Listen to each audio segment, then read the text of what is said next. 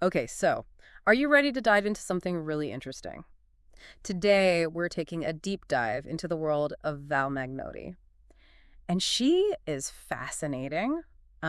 She's this really cool mix of contradictions, a chef who loves structure, but also has this rebellious side that you wouldn't believe. Yeah, it's that kind of push and pull that makes her so interesting. On the one hand, you have this incredibly structured approach she takes, especially with her cooking. Right, it's like she's got it all mapped out like a military strategy for cooking. Exactly. She's not just cooking, it's more like she's breaking down this whole process of becoming a master chef. Take the way she explains becoming a chef. She has these distinct levels: novice, competent, and proficient. Each level has these meticulously defined goals. It's like she's reverse engineering how to become an expert. So you're saying those rigid rules and levels, they're not holding her back. They're actually giving her freedom. Yes, Yeah. exactly. It's like by having that strong foundation, it actually opens up space for her creativity to grow. Hmm. It's a fascinating paradox, right? Freedom within structure. Which makes it even wilder when you see how much she pushes against what society expects. Remember that conversation with Liz where Val is basically dodging all of Liz's questions about her love life? It's kind of awkward. Yeah, and when you consider Val's background, she's a gay woman from a kingdom that's pretty traditional, maybe even a little outdated.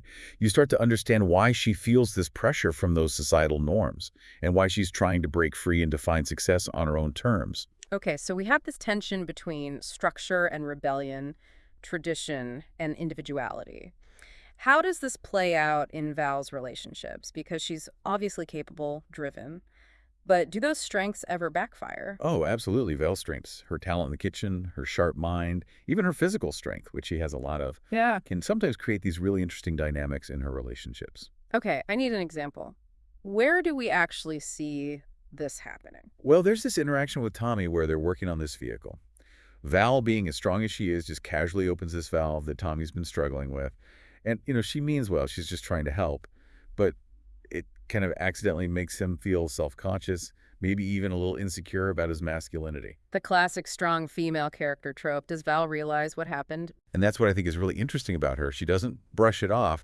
Instead of dismissing his feelings, she acknowledges them and points out that they both have their own strengths, right? Like everyone brings something different to the table, and his creativity is essential for that vehicle to actually run. So she's not just strong physically, she's learning to be more sensitive and aware of how she uses her strength. Exactly. It's like she's constantly adjusting and realizing the impact her actions have on other people.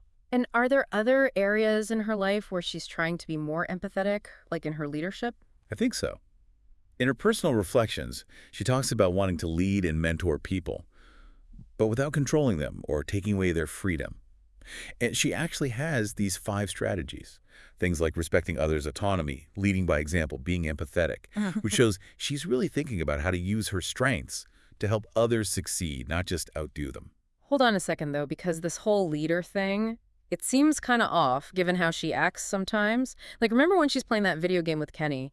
She's super competitive, almost ruthless, and all about winning, even if it means bending the rules. That doesn't exactly scream empathetic leader, does it? That's what makes her journey so interesting. Okay. She's this multi-layered paradox. She has this always in control kind of vibe. Right. But underneath, you see these flashes of vulnerability, this yearning for something more. So you're saying there's this whole inner world she keeps hidden. Exactly. And it's in those quieter moments where we start to see the cracks in her armor, those hints of insecurity or self-doubt. Okay, so what's going on behind those walls? Give us a peek into Val's hidden struggles. Well, that conversation with Mac is really eye-opening. Remember when they're shooting hoops? Yeah, just hanging out. And she just opens up about feeling lonely, about the constant pressure to be perfect. Wow. She even talks about how she struggles to relax, to just be, instead of always chasing the next big achievement. That's a side of Val we haven't really seen before. It's like she's constantly battling these inner pressures. Exactly. And it's not just in her relationships with other people either. Hmm. Her personal reflections, they show this deep self-awareness, Hmm. this constant analysis of her own thoughts and behaviors. So she's hyper aware of how she comes across to people, how they see her. What's the takeaway for our listener here? How can we relate to this? Well, she talks about this cycle of hitting a goal but never really feeling satisfied, Oh. always on to the next challenge. Right, right. And she wonders if she relies too much on proving herself to herself, rather than connecting with others. Yeah, I think a lot of high achievers can relate to that feeling. You achieve outward success, but there's this nagging feeling of, is this all there is? Exactly. And the remarkable thing is that Val doesn't try to avoid these difficult emotions. She faces them head on. Yeah. There's even this point where she wonders if there's something, fundamentally different about her. Like maybe she has some kind of disorder. That's intense. So what does she do with that? Does she accept that label? Actually, she comes to a different conclusion. She really looks at her life, her accomplishments, Okay. and she realizes that she's not broken, just wired a little differently. It's like she finally allows herself to embrace her unique way of doing things, to own her successes without always needing that external validation. That is powerful. Accepting yourself, even the parts that make you feel different. Exactly. And it's a good reminder that self-discovery is an ongoing journey, one that takes honesty and being kind to yourself. Okay, so we've talked about Val's internal struggles, her drive, her vulnerability. What about her passions? Her love of cooking, for instance. It seems like more than just a hobby for her, right? Oh, for sure. Food is like woven into who she is. It's this outlet for her creativity, her precision, even her philosophy. Do you remember how she compares prepping meals to playing a resource management game? Right. It's kind of amazing. It's like she's writing a guidebook for other cooks. Yeah, she's so detailed about it. And you see that passion play out directly in her role with the Later Days delivery service, right? She's not just making food for herself, she's feeding the entire crew Exactly. and keeping them happy too. It's this perfect mix of art and science, of expressing herself while also being practical. Right. And don't forget the way she talks about Italian food, especially pasta. You can just hear the passion in her voice when she describes it. All the possibilities, the way it allows for personal creativity within a traditional framework. Which brings us back to this idea of structure versus freedom. It seems like she's found that sweet spot in her cooking, but she's still looking for that same balance in other parts of her life. For sure. And it makes you wonder where else she finds those moments of creative exploration, of pushing the limits while also respecting her need for structure. Well, speaking of pushing limits, you mentioned earlier that Val's from a society that's dealing with some serious stuff like social inequality and outdated traditions. With her rebellious side, do you think those issues might motivate her to make a change? Maybe even influence her approach to cooking or her future goals? It's interesting because it really does seem like her background pushes her to want something more. Mm. We see these little hints of it in her personal reflections. Okay. Like she talks about wanting to make a real difference, to challenge the way things are. So it's more than just becoming some master chef. There's something deeper going on. Exactly. And it makes you think, how could her passion for food and these societal issues she cares about, how could they connect? Yeah. Could cooking be a way for her to make a statement, to fight against those old-fashioned traditions that she just can't stand? Now, that's an interesting thought. But before we go down that rabbit hole, let's get back to something you were saying before about how Val approaches creativity.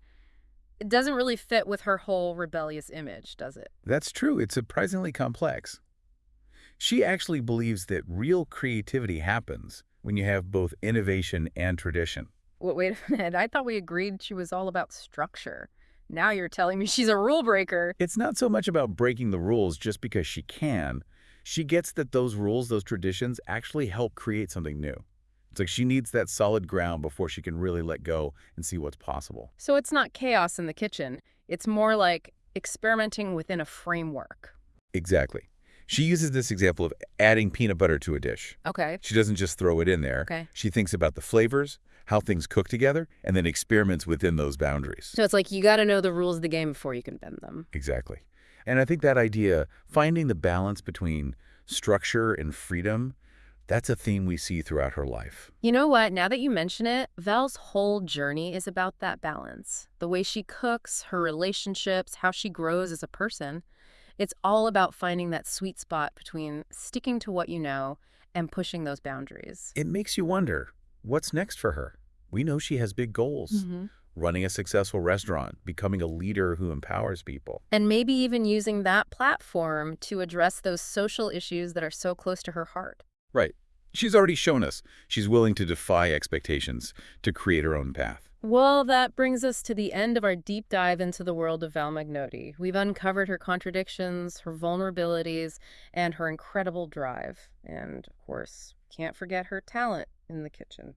I think if there's one big takeaway here, it's that growth isn't a straight line. No, not at all. It's about embracing all the different parts of ourselves, even the ones that seem like opposites, and figuring out how to make them work together. It's about realizing that vulnerability can be a strength, that structure can actually lead to freedom, and that sometimes the most rebellious thing you can do is decide what success means to you. And who knows, maybe on that journey of self-discovery, we'll even get to taste some of her amazing peanut butter creations. Now, that's a delicious thought. Until next time, keep asking questions, keep exploring, and keep diving deep.